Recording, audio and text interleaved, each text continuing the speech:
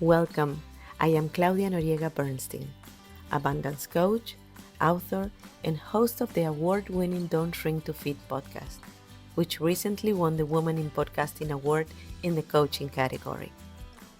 Over the past 15 years, I have the privilege of connecting with women from around the world, and I am here to share all the tools I have learned along the way to help you uncover new possibilities in your life.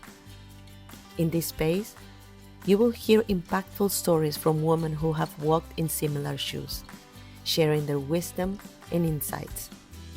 Each week, I welcome a new guest, open and ready to support you on your journey. Together, through spirituality and coaching, we will explore your passions, reveal your inner gifts, and embrace possibilities you may not have thought were within reach. Let's grow beyond limits, so you never have to shrink to fit again. Hi everyone, welcome to Don't Shrink to Fit. I have today Theresa, Ritcher, and Ariel Eversole. They're a mother and daughter coaching team, which is very unusual. And they specialize in mother and daughter relationships. So welcome, ladies. So happy you're here.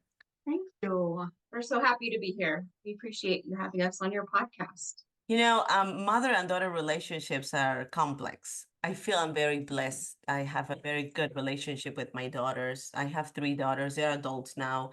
And I think to an extent, I was the mom that I didn't have. And that was my guiding light to create that relationship with them, you know, that I didn't feel I have when I was growing up. So how do you break free, you know, from those toxic generational patterns that sometimes they're out of our control? So any of you can answer me that, because I know that perhaps each of you have a different perception of what I just asked you. So Sure, you know, go ahead. Yeah, well, I'll start first with, so I had a relationship, didn't have a good relationship with my mother as well. The only affection I ever got from my mother was a touch on the palm of my hand. I've never felt her hug.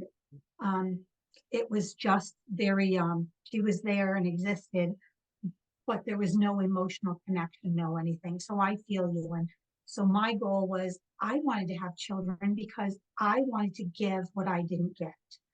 So I couldn't wait to have kids and read to them and love them and hug them and kiss them and show them what I didn't have. So I feel you in that area as well. So it took me, it was a long road for me to become the mom. I'm still working at it. I'm still trying to be a good mom. And I thank God I had a role model, a stepmom that was a role model for me that I learned so much more from. So the way I would say the way is, first of all, for me, is wanting to be the parent, wanting to do better, wanting to have a better relationship, and wanting to take that generational pattern and change it. I did not want to keep what had happened in my generational pattern to keep going. I wanted it to end with me. And so that's how I healed, because I wanted better and could pass it down to my daughter and my son. right. Yeah. And for me, you know, I don't have children, and you know, I don't want children at this point. I'm going to be 39.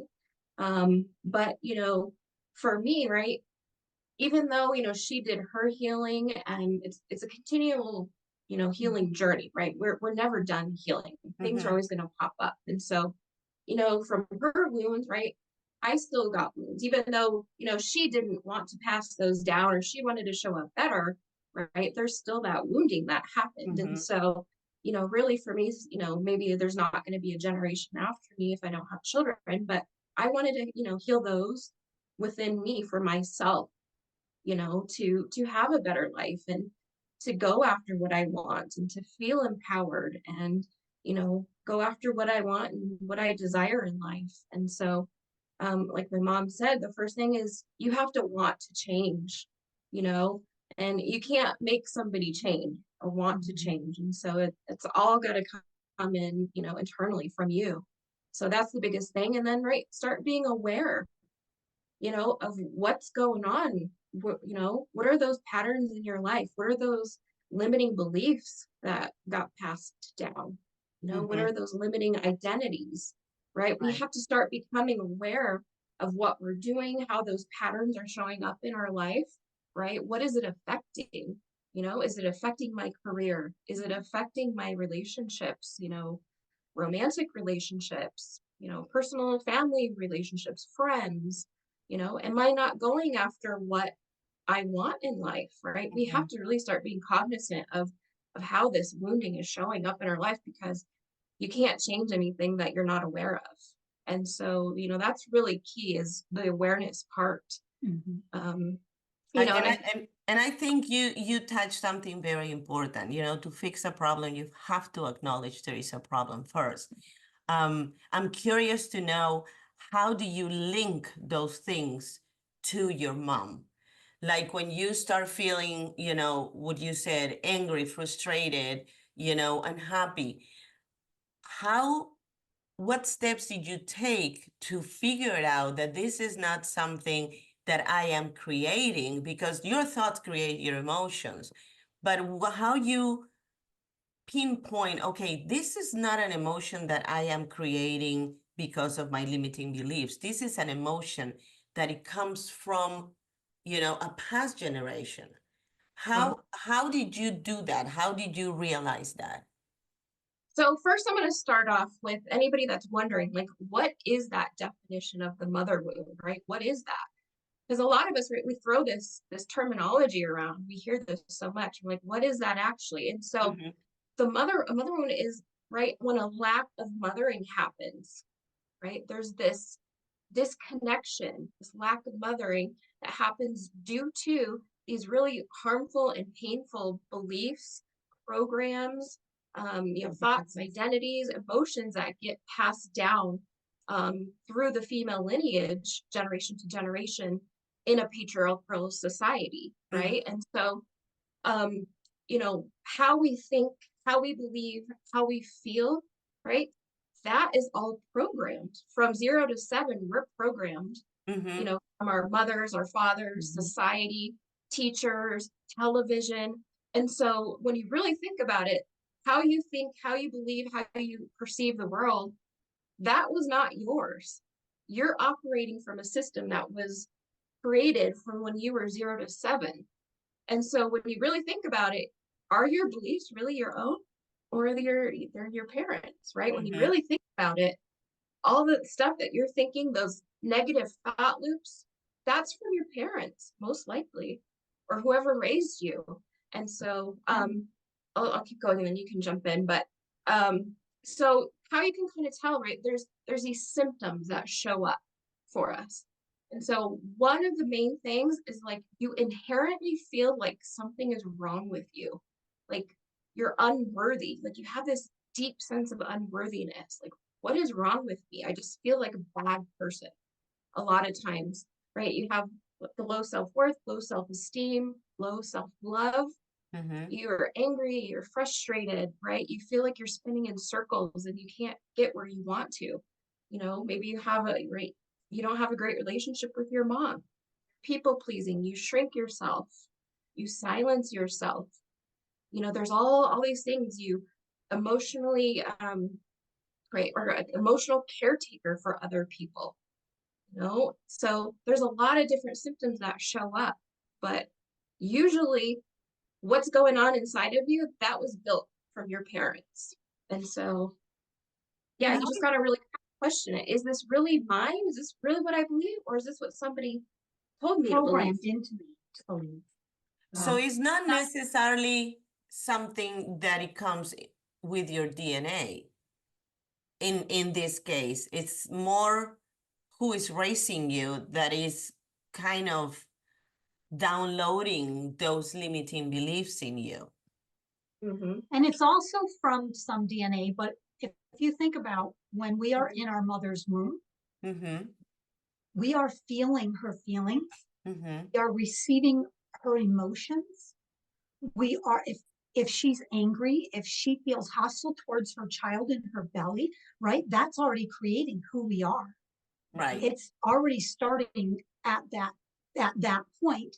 And then when we come out, we are already having something formed in us that makes us who we are. And then we get programmed from there. So when she's talking about like there's epigenetics, right? Things that are Mhm. turned on, right? I think they said that, you know, you're carrying in your DNA like 14 generations back, you know, of these like passed on things, you know, these intergenerational traumas that get passed on to us. And like my Yeah. mom was saying, right from the womb, right? We share DNA, right? There's always going to be pieces of my DNA in her, you know, and so chemically, like she was saying, right, the different hormones, like stress hormones, if she's stressed and I'm in her belly, my body is like also going to start producing stress hormones, right? And Mhm. because my body's getting ready for this outside world that I'm coming into. It's trying to adapt and figure out what am I coming into. And so, you know, it is, you know, that genetic connection as well. Yeah. And I know for me too, is what I've passed to her was the wounds that I didn't heal, that I never got healed because I learned to be who I was from the wounds I have. So Right. a lot I passed on to her was to shrink yourself, right? Oh, let's be quiet. Let's be good little girls because we don't want to upset somebody or we don't want to rock the boat. So let's don't talk about that. Let's keep that to ourselves. So Mhm. I did that to her because I felt that way. I always felt like I shrank myself because I didn't feel worthy to shine and to be bold and to be courageous. So I shrunk myself. And when I did that, I taught her that, right? Ooh, I tried to stifle things. Oh, no, you don't want to do that. You don't want to. And so I didn't do it intentionally. That's just who I was because that was the generation. And I'm so grateful for women like you because in my generation, we didn't have podcasts. We didn't Mhm. have a computer to know all of this. And I know a lot of women my age, they're like, oh, I'm too old for that. No, it is so beautiful to hear women like you and younger generations that are empowered and they're bold and they're courageous. And I'm like, oh, wow, I wish I had that when I was younger. So I always want to tell women, it doesn't matter how old you are, I can always heal. heal. It is so empowering at any and every age. And you Mhm. can have a better relationship with your child. We've always had a really close relationship. We've always had a really strong and good bond because that was one of my things that I wanted with her. Right. But it was hard for me when I was doing my healing, when we started this kind of work together. Um, Man, I had some stuff that I had to face. It was really difficult. And it's hard. It is not, healing is not an easy thing. And admitting what you've done wrong and, asking for forgiveness, it's tough, It is. I but think it's worth it. taking responsibility for what is your responsibility is very hard. And oftentimes we like to put our attention somewhere else or blame somebody else for how we're feeling because it is painful to just acknowledge, you know what? Maybe it's me, it's not them.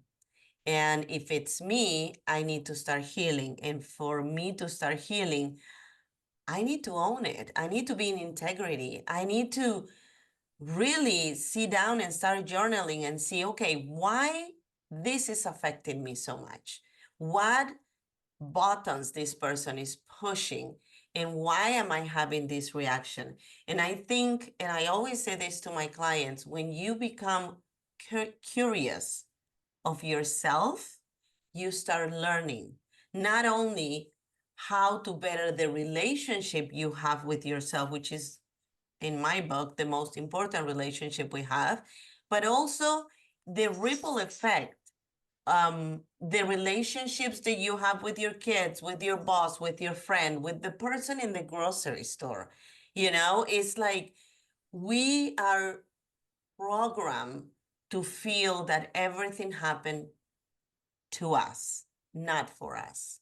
And when you shift that, when you start realizing that, okay, this situation is happening for me because I need to kind of go with my highlighter and, pay attention to this to see what it is that is trying to teach me and not what it is that is trying to do to me. And immediately your ego comes running and go, oh my gosh, this is dangerous. Let's go pay attention somewhere else so we don't have to deal with these problems. So I think that what you just said, Theresa, is very valuable, because the minute that we acknowledge our responsibility, that's the beginning of the healing. That's the beginning of the growing. And not everybody is willing to do that because they're We comfortable. see that, yeah. Yeah, and we see a lot of that. So we see a lot of the daughters that come in that are very wounded. It's like, yes, something did happen to you, right? As a child, we're a product of our environment and who's in our life. We don't have a choice. So it was done to us, but it doesn't have to keep being done to us, right? At some point, when we are out of the house, we get to choose.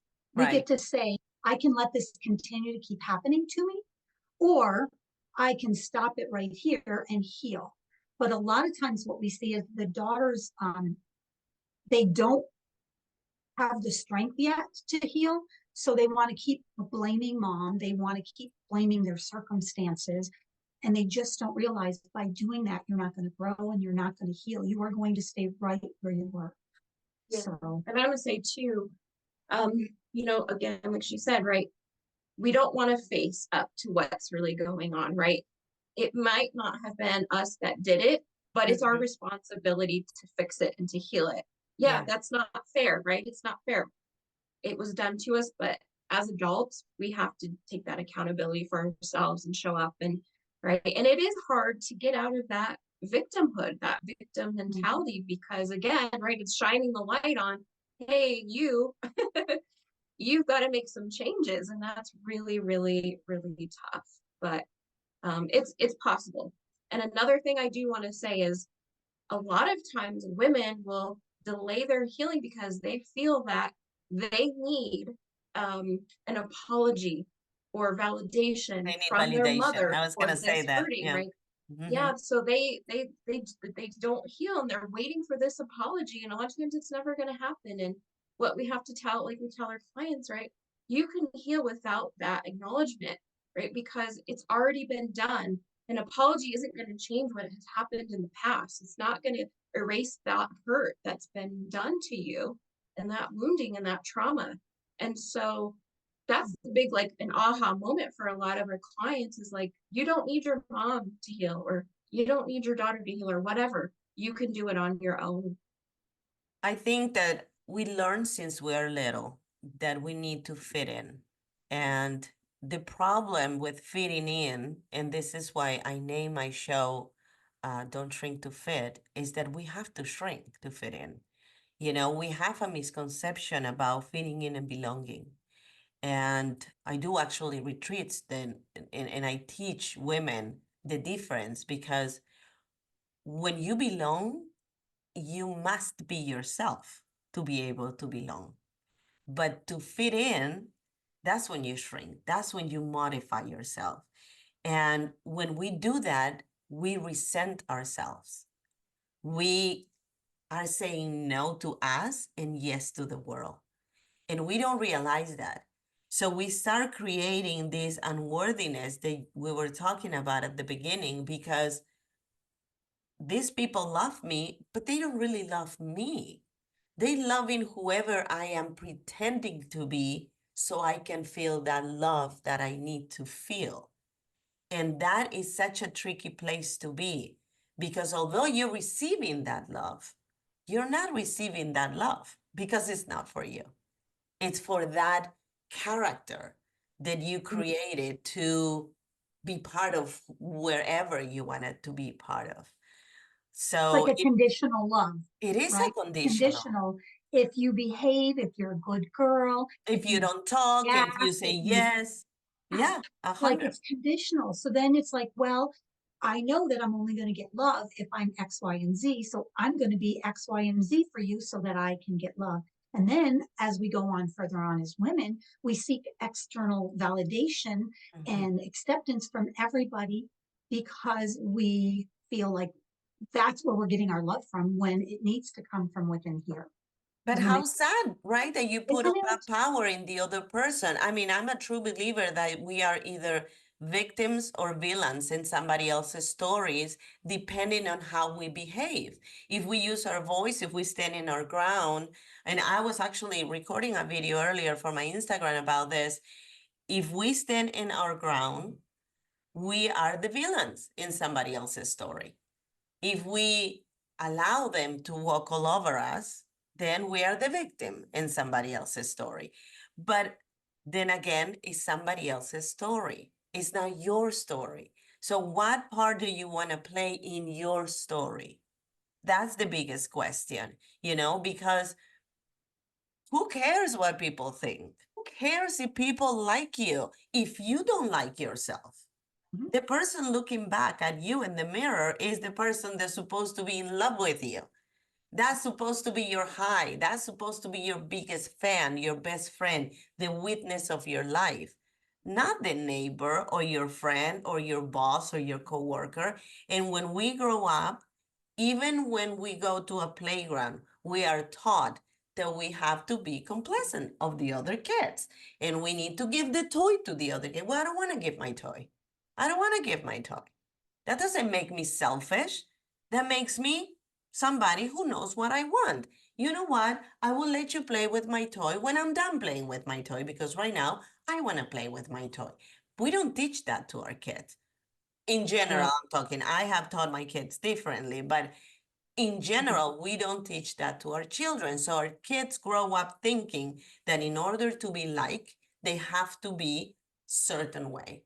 And I They think have that to sacrifice themselves. they have to be the victim. They have to be the victim, And then what happened is that when we grow up with this resentment towards ourselves. Yeah. And also to other people too, because it's like from a young age where, we have to shrink, we have to change ourselves, right? To get that love and that connection from our parents. Yeah. Oftentimes, right, we have to express our emotions, what we like, what we want, what we desire, who we are, right? We're not able to be authentic because in a lot of circumstances, right, it wasn't safe to show that Mm-hmm. and to be that, right? And so I think, right, we're taught to self-abandon and to give all of ourselves to everybody else and not put ourselves on our priority list. And when we do, we're selfish, Right. right? And it's this awful thing that happens, and a lot of times it's subconscious, right? We're learning this from our parents, and we continue to bring this We into our pass it adult life. down, exactly, until you Yeah. break that cycle, until you say, wait a minute, that didn't work for me. So now I am going to try something different. And oftentimes, like with me, I didn't really have a guide because I have a mother that is emotionally unavailable. So I didn't have something to follow. So what I did was what it is that I need and what I needed when I was a kid, that's what I'm going to provide to my kids. And also, I'm going to listen. I'm going to see what they need because not everybody receives love the same way. I know that I can take one of my daughters to the mall, but I cannot take the other one because she doesn't care for. She'd rather make a puzzle with me or listen to music or sit down and watch a movie with me. That's her love language. It's not one size fits all.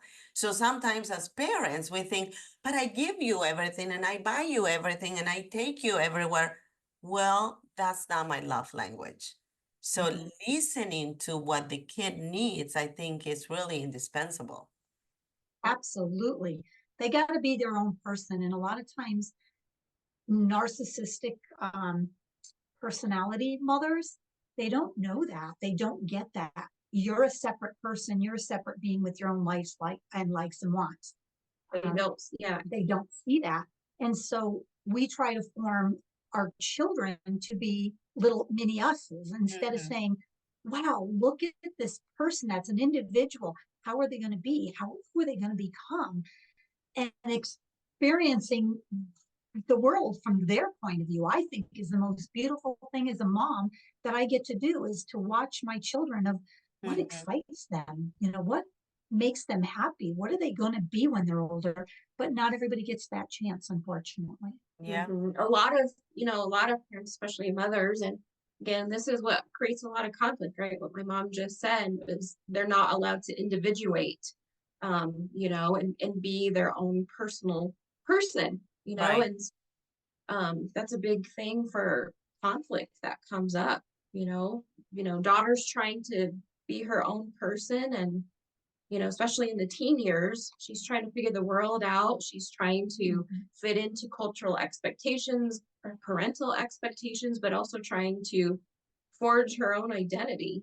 Yeah, And we've it's had a big clients. thing. Yeah, we've had clients where they'll say, I just became a teacher. I didn't want to become a teacher, but that's what I was expected to do. I was expected to be like mom and become a teacher. Mm-hmm. And it's horrible and hard for me to listen to and watch these people that have sacrificed their lives, of their passions and what they wanted to make mom happy. Yes. To keep Yes. getting the love and the validation from her. Yeah, so it's And, like, and, I will and do I think whatever. there are stages, because when you're a kid, you want your mom to love you and like you and become your cheerleader. But then when you are a teenager, and we all have gone through that, we want to have your own voice, we want to do our own thing. And then when you're in your 20s, you start like, well, but how come my relationship with my mom is not the same? So how can I fix it? And you kind of go back, to start to fit in again. I'm going to do what she wants me to do because I'm not a rebel teenager anymore. And now I need my mom back. But it's hard to understand that, first of all, every stage is beautiful, and discovering who you are and having a voice. I mean, I was very blessed to have pretty good teenagers, um, but it was fascinating to me to observe them. And even now that my oldest daughter lives in Miami, but when there was a period of time that she came back home and she lived with me for a couple of years between 28 and 30. She's 31 now. Um, and it was fascinating for me to watch this woman that come back home. She left as a teenager and she came back as a woman. And like how she drinks her coffee now, or the vitamins that she takes, or the books that she's reading. And I'm like, in a way, this is a stranger for me, but how fascinating it is to rediscover her, and and admire her, because I think that parents and children, we don't realize that, but we kind of switch around the teacher and student roles during our whole life. I mean, I think I learned so much from my kids. And I have been their teacher and their billboard in so many other situations, but that's the beauty of the relationship. And if we embrace it, and if we realize that like they also just want to be seen, then you kind of take a step back, and the mutual respect plays a big part. It's like, you don't have to be the way I want you to be. You get to be who you want to be, and I get to watch you, because everything that I gave you was or is in your toolbox, and you're gonna take the tools in the times that you need to take those tools. And I'm just gonna watch you, because my job as your teacher is done. So now I get to be an observer, and that's beautiful, And you, Theresa, says something that is very true. When a parent is a narcissist, they just want to do it their way. They're not thinking about what the kid wants. And perhaps it's coming from a place of protection and love and in control, of course. But if you don't allow your kids to make mistakes, how are they going to learn? And we don't stop and think of that. I was a helicopter mom when my kids were a teenager, and I was a very proud helicopter mom. And and people would say, "You're a helicopter mom," and I said, "Yes." Why? Because I went through a lot when I was a teenager, and I didn't want my kids to go through that. But once they got over that period of time, then I take a step back, and I'm like, "Okay, now you can fly. Let's see Exactly. how high you go." You helicoptered when you needed to, right? When they needed you the most. Mm-hmm. And look what created, what a great relationship you have now because of it. And I want to say too, you know, like you see that your children as these individuals and you're just in awe of them and you're excited, right, for them and the people that they've become. But, you know, a lot of mothers, right, as the children get older and they're in their 20s or in their 30s, they're still wanting to hold on to that relationship, that dynamic of when they were little, right? They want to keep that control and their finger on them, right? And that's what creates this conflict because they're not able to blossom and be these people and be celebrated for who they've become, you know? And so I love to hear that, you know, you have such a good relationship with your girls and, you know, it's something that excites you to see, you know, what they're doing with their life, you know? Yeah. Yeah. Also the generational. So for me, right, not growing up in the generation of computers and all of this stuff, doing this business, I was at a very different part of it than my daughter. So when her and I, because I did this on my own, when her and I came on board together to do this together, because we seen such a need, I needed to take a step back and say, you need to teach me. You need to help me understand this technical world, right? Mm-hmm. So like, what is Kajabi? What is this that you're talking?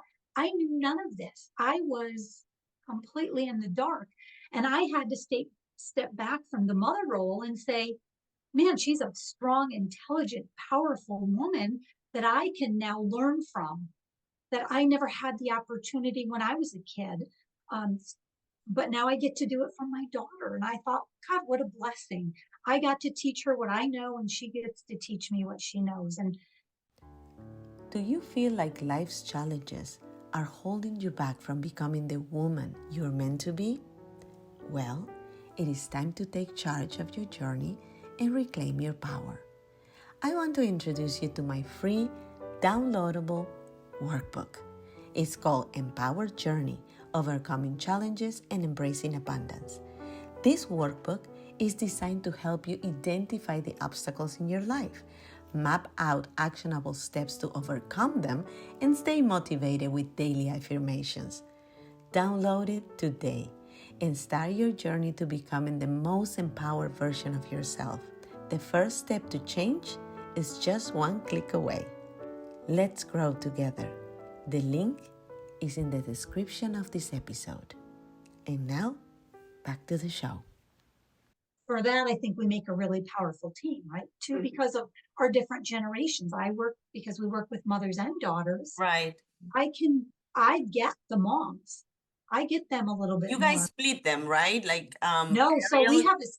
Ariel works with the daughter and Theresa works with the mom, and then you combine them, correct? Yeah, so we put them together first, right? Because we have to read their dynamic. We have to see what's happening first and get a lay of the land, kind of see how they speak to each other, how they interact. So we do that first. And we look at how the dynamic is, because we're seeing two women that are powerful usually, and they're fighting, they're bickering, they're angry, and we're seeing both of those. So we want to see how that works.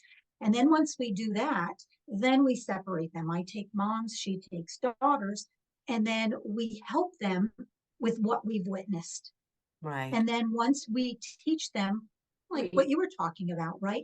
To become this powerful woman, to heal and to own her mistakes, and to realize that she has a choice now.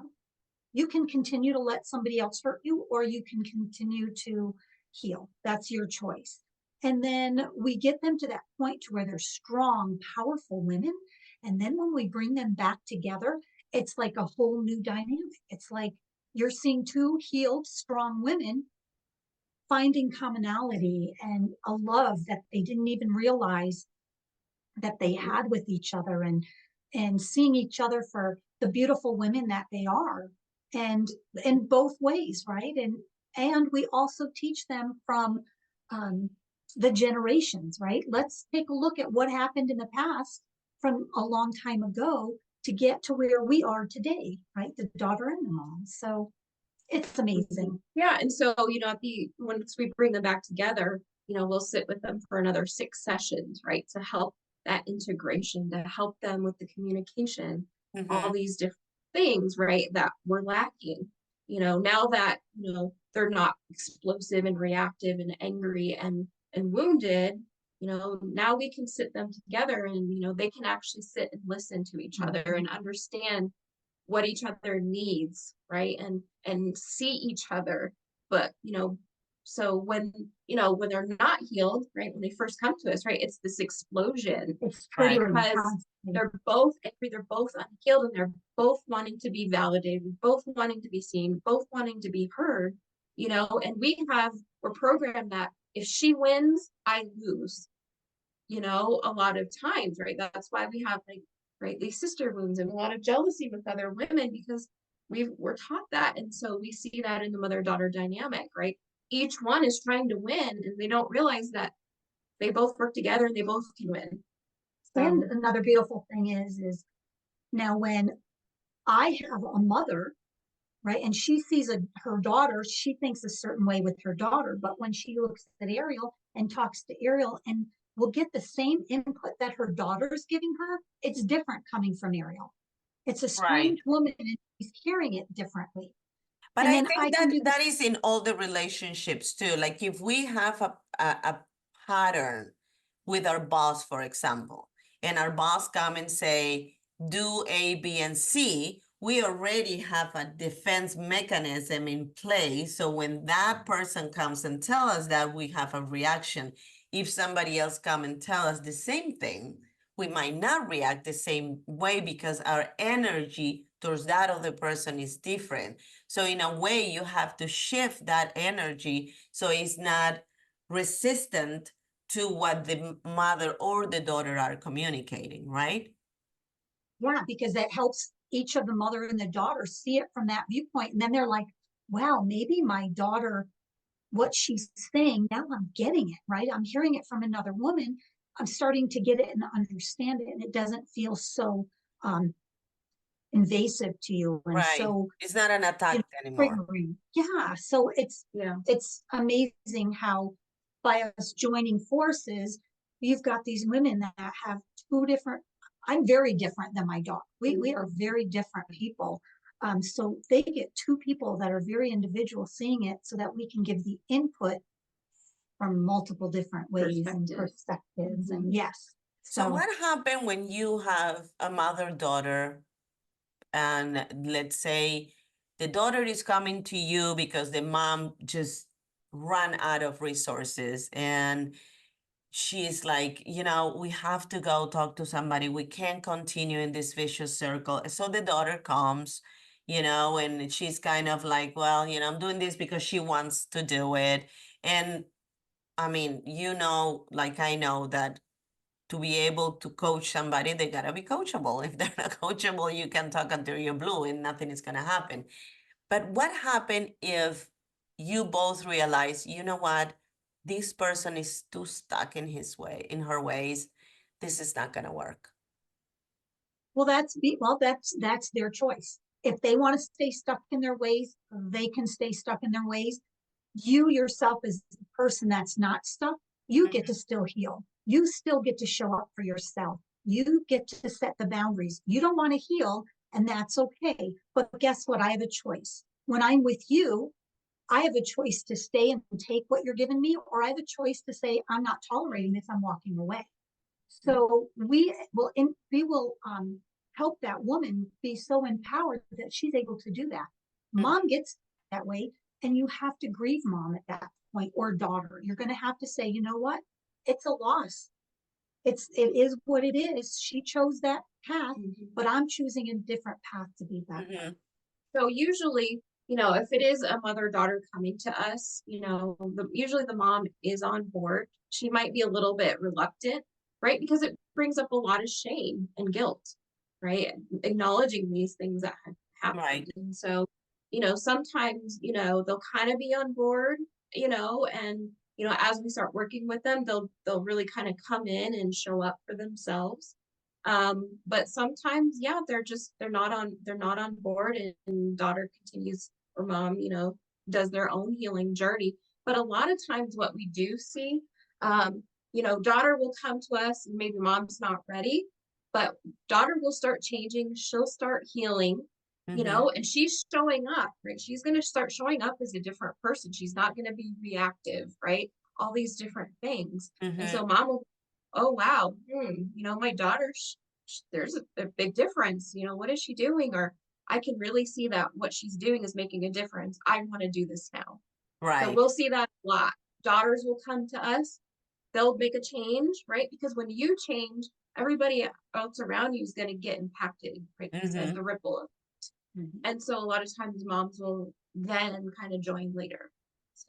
And I want to dig in a little more in the change part, because I am a believer that we all have the best version and the worst version of ourselves, and they come up depending on who we surround ourselves with.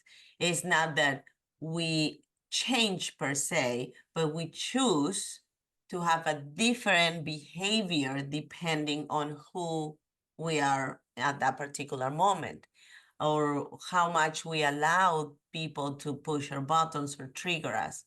So I think it's very important what you said, when you're working with one person and the person choose to not allow the other person, either the mother or the daughter, to get a reaction out of her, then it's perceived as a change, but in reality, it's owning your power. It's not allowing anybody to decide what kind of a day you're going to have, or how it's going to be your morning, or how you're going to, excuse me, how you're going to behave, because you are the one in control, correct? Absolutely. Yeah, and that's the aim, right, for us, right? To heal those wounds, see what those wounds are, right? How they got passed down, how they're affecting your life, right? And working through those. And then again, taking your power back, not being like the plastic bag floating through the wind. Just whatever happens to me happens, right? You're actually in control and say, no, I'm gonna make this decision, I'm gonna make this choice. Yes, you might have done this and it affected me, but now I'm gonna show up in a different way. Yeah. Yeah, because if anybody, right, says to you, right, you're a creep, or you're an idiot, or you're this and that, they can say that all day long. Does that make me that person? No. No, I get to decide whether I let it affect me or not. Yeah. That's my decision. You can say anything you want to me, but I get to decide if I'm going to let you hurt me. Yeah. And I've learned that I don't let people hurt me. You can't hurt me because you don't have a pull on me. You don't have an effect on me. Only I do. You don't have the power. I tell my daughters, if you are in the street and somebody screams something, are you going to turn around and say, it's me? No, you're just going to go and look around to see what's happening, but you're not going to own what that person is saying. So why you give the power to perhaps a coworker, or a friend in school, or whatever, whoever that has an opinion about you. We are all mirrors. That opinion has nothing to do with you. So if something, you should say, if you're having that reaction, you should look into yourself, because there might be something you need to work on if I am creating that reaction from you. And immediately give it back. I give them the example, like, if somebody comes with a gift and you don't want that gift, who that gift belongs to? It belongs to the person that is bringing the gift. So the minute that you say, no, thank you, I don't want your gift, because it's not going to serve me, because it's not going to make me happy, because it's not going to empower me, because it's not going to add to my life, then you are in power, and the other person get to keep that gift. Yes. Yeah, and healing is that way, right? When we heal, we are empowering ourselves. When we use that excuse, I can't heal because this person did it to me, you're basically saying, here's all my power. You have everything, I have nothing. You control me. Yeah, you control me, you control my behavior, my emotions, my feel. You control it, and I am letting you. That's what we're saying. And so in healing, we learn to take a step back from that and say, no, no, no, no, I'm taking that power back. And a part of that, like getting the power, is living authentically, you know, being able to trust yourself, having confidence in yourself, right? The self-love, the self-esteem, because when you have all that, you don't care what anybody else thinks. You're going to do you, right? And you're not going to let anybody else affect it. But, you know, people that don't have, you know, self-worth, low self-worth, low self-esteem, they don't love themselves, right? They don't trust themselves. They're going to let everybody else dictate to them, Yeah. you know? That's why it's so important to start with the relationship with yourself. You guys wrote a book also, Unstoppable, I believe it's called. We did a Yes. chapter in the book. Yes. Yep. Unstoppable Volume 2. Yes. And you talk about relationship between mother and daughters in the book. No. Do you have anything, or do You can go ahead. So our chapter in the book is really about the death of my brother. We kind of talked about that, how his death really spurred this healing journey for us, right? And really drove us to our purpose of helping other women. And so that's kind of what our chapter is about, of how, you know, we've used the traumas that we've gone through, one being my brother, right? That's a shared trauma that we have. You know, we've experienced other traumas separately, you know, and so we just really kind of talk about, right, you can have this terrible thing happen to you, but there can be a shine, like a silver lining at the end of that, you know, and you can use the things that, you know, happen that are negative or bad or traumatic to kind of springboard you into your purpose, you know, and help other people. And it just kind of, in our chapter, we talk about that and how, you know, we created this business out of that. You know, she first started coaching, you know, it brought her to coaching after my brother's death. And so, and then, you know, then I decided, I saw her, you know, having all these, transforming all these women's lives. And I'm like, I want in on that too. Let's do this together, you know? And so that's kind of what the book is about. And I went through, so with my childhood, I had to do a lot of healing, a lot of it on my own. And then when the death of my son hit, all of those old wounds that I thought were, you know, pretty good just came to the surface. And I had to start from ground zero again and use the tools that I had to build myself back up. It took, you know, years of doing that. But in the process of what I learned about me and, you know, the power that we hold ourselves and, you know, the power my son held and his choices that he got to make that, you know, affected us, but it was still his choice. And just learning to heal and doing it together, right? Having the biggest pain in our life, right? The biggest hurt in our life to heal together. It brought us, I mean, we were already close, but it brought us that much closer. And we were just like, we can make an impact. And that's why we named our business Impact and Empower, because we can impact people's lives. Right. And we can empower. That is who we are. And I think the grieving process is always present, even when we unbecome the person that we were before. There is a grieving process while we're healing, you know, because we are no longer that person. So I'm sure you're grieving your son. I'm so sorry about losing your son, but grieving your son also allow you not only to grieve him, but to grieve who you were when your son was alive, because you're not the same woman, you're not the same mom, you know? So I think what you guys doing is incredible. I think this is something that we don't talk about a lot and is needed so we can break that chain of unhealthy relationship between mothers and daughters. So if there is anything else that you would like to add, please share. I just have one thing that I'd like to say. Tell me. We are seeing such an intake on estrangement.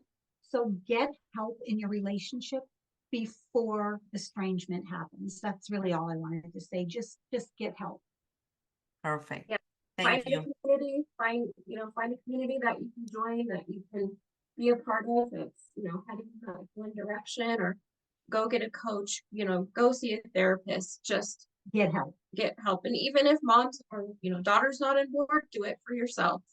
Absolutely. Don't wait. But That thank you is so true. much. And there is so many other ways, that you can get help. Sometimes you can afford a coach, but you can belong to a group in Facebook. There is a lot of free workshops. I do free workshops. I'm sure you guys do too, to help other women that are struggling. So always look for those possibilities that are available for you.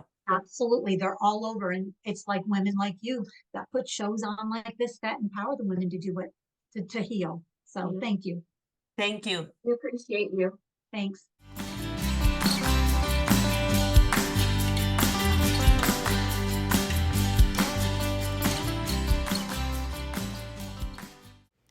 Thank you all for listening to the Don't Shrink to Fit podcast.